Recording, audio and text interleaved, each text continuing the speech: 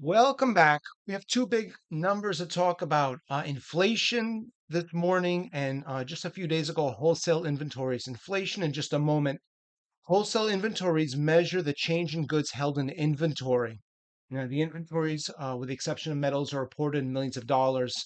When we see high inventories, which we're about to see, it shows that there's a lack of demand, and this directly translates to the retail sector. We can see this is on a month over month basis. Petroleum products of 4.3% in terms of inventories, farm products of 3.4%.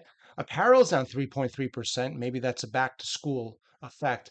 But nevertheless, inventories are rising on farm products and petroleum products.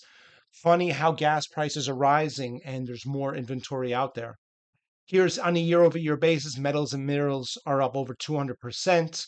Again, this is on a year-over-year basis. Aside from that, we have a motor vehicle parts and supplies of 16%, beer, wine, distilled alcohol beverages of 7%, machinery, equipment, supplies of 21%. I'd exclude the metals and minerals because that's calculated on a little bit of a different basis. But the machinery, equipment, and supplies, I think, is very troubling. The fact that there's a real lack of demand, and this, we're going to learn later on this week, the New York Empire manufacturing number. I think that correlates. The white line here is the S&P 500. The red line are the inventories in terms of overall durable goods. Durable goods are those that are designed to last more than 3 to 5 years, aircraft, automobiles, washing machines, things of that nature. And we can see the inventories are right near historic highs. There really is a lack of demand. Despite the very tight housing market, it doesn't seem like there's a lot of demand for those goods that go in the homes. Here's petroleum products that really have pulled off. And again, this is multiplied times millions, the X scale, Y scale on the right hand side. But nevertheless, we have pulled back from the 34 down to the 28 level, which shows us there has been a drop in inventories and increased demand, although only over the past month, or I should say over the past year or so. But going back historically, there's actually been a lot more demand in the past. Low inventories means high demand. High inventory means low demand. So, relatively speaking, there actually is low demand out there.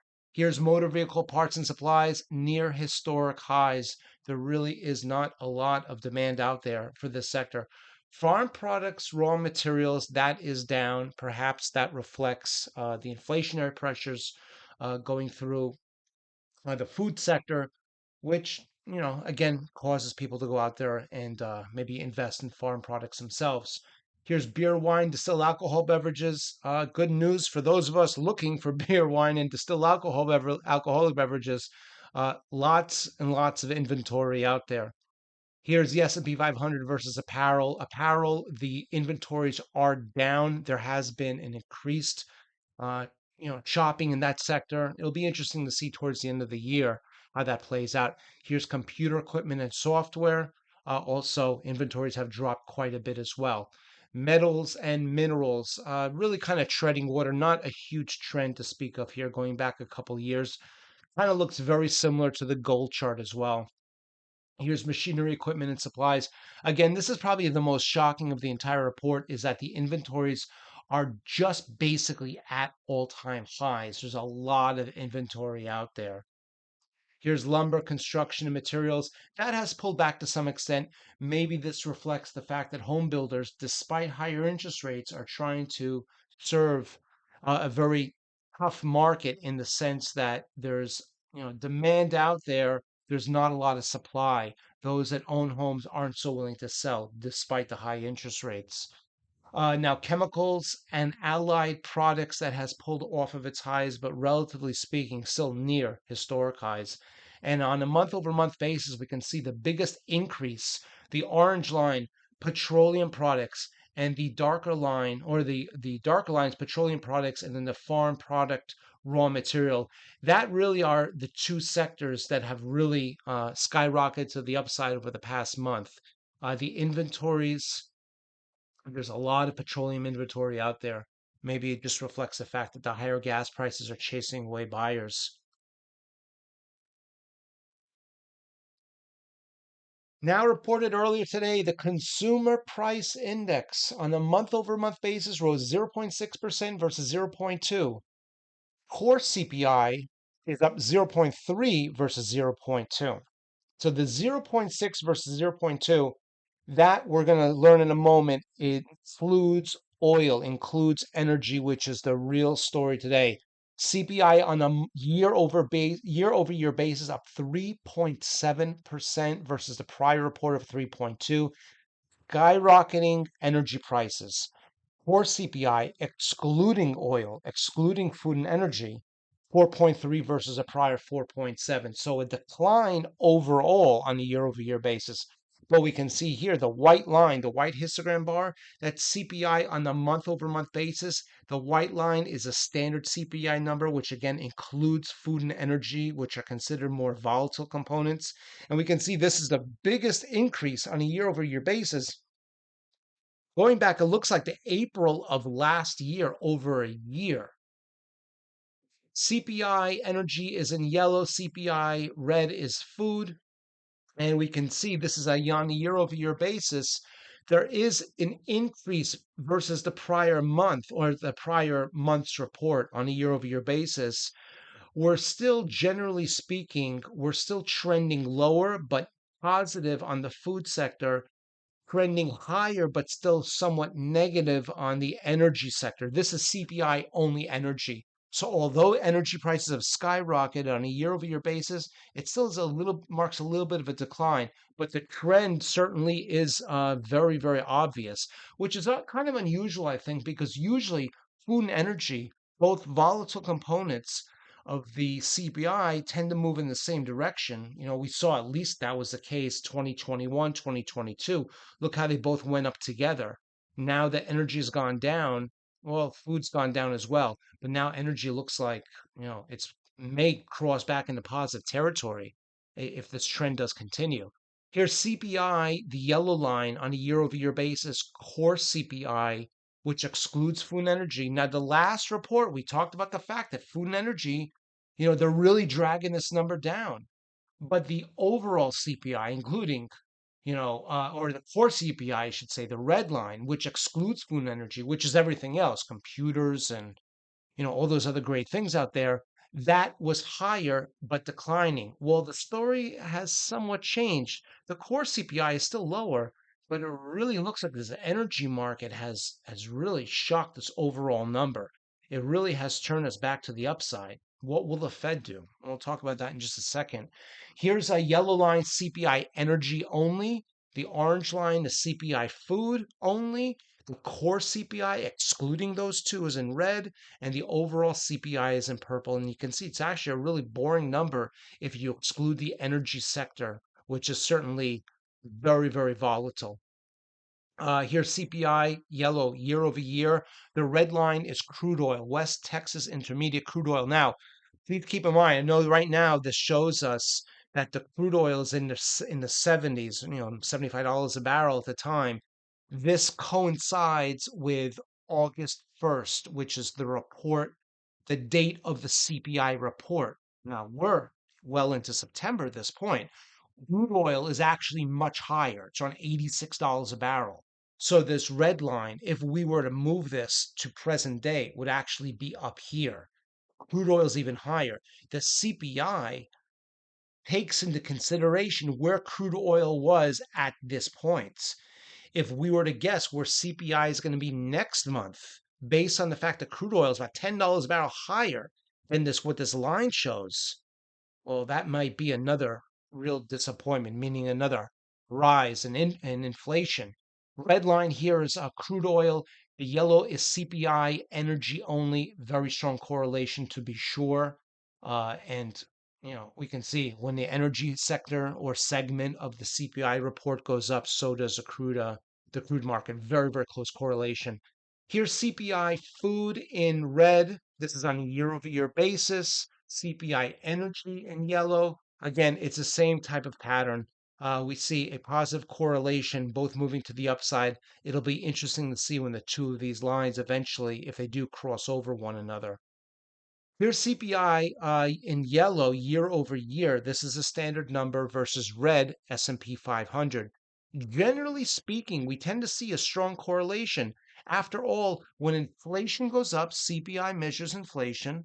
When CPI goes up, it usually is an indication that the economy is strong, that prices are going up because there's more demand, that salaries are going up, that home prices are going up. We can afford more, we're making more. Unfortunately, that's not really the case these days, and that's why we have this disconnect. Stock prices going up despite the fact that CPI is declining.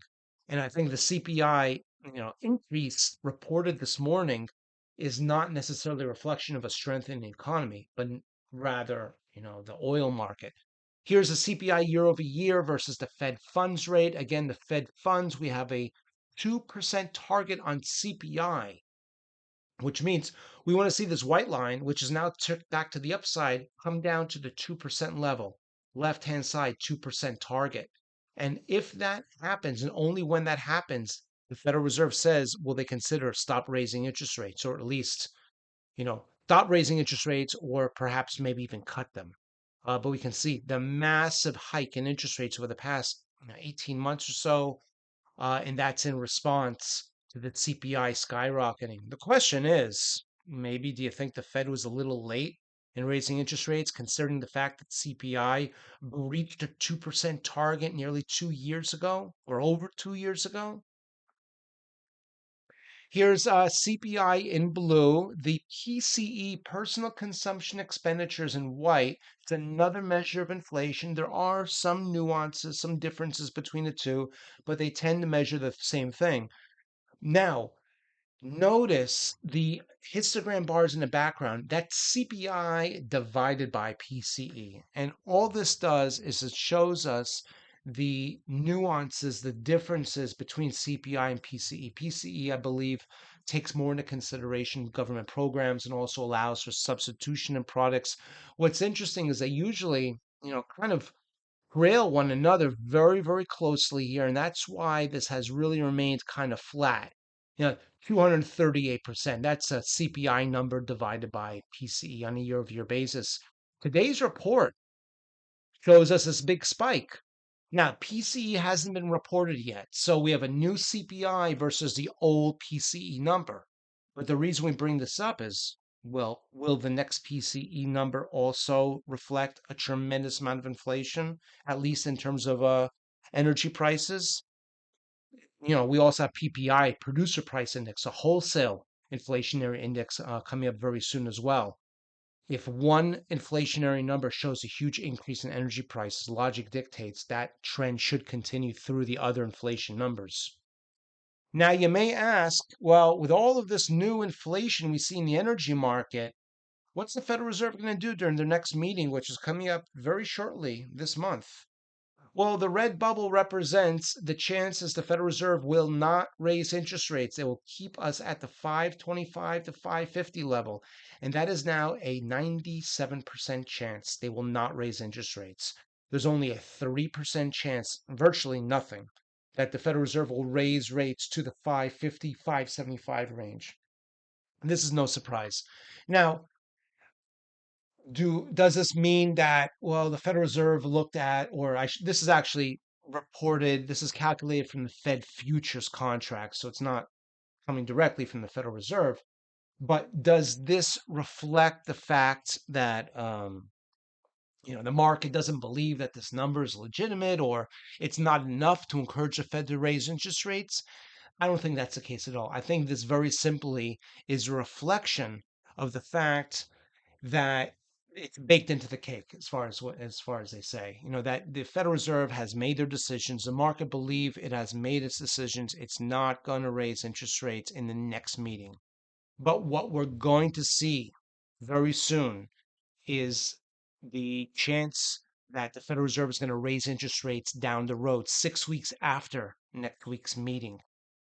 So we have a couple more meetings this year, and I think we're going to see, I haven't looked at the numbers yet, but I think we're going to see an increased probability of future interest rate hikes, partially factoring in what we saw today.